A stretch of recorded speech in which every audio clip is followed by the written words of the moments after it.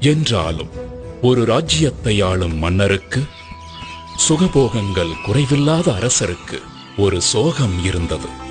ஆம், அதுதான் புத்திர சோகம்.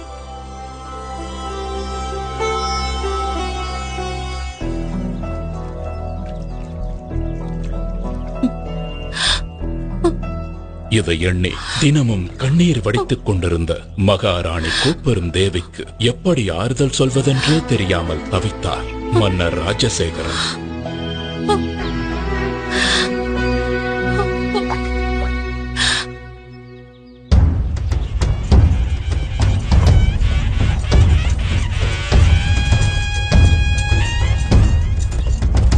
ஒரு நாள் மன்னர் ராஜசேகரன் நகர்வலம் வந்து கொண்டிருந்த பொழுது, இதோ நம் மன்னர் தான் எவ்வளவு திறமையாக நம் ராஜ்யத்தையும் மக்களையும் வழி நடத்துகிறார். இப்படி ஒரு மன்னர் கிடைக்க நாம் எல்லாம் பெரும் பேறு பெற்றிருக்க வேண்டும்.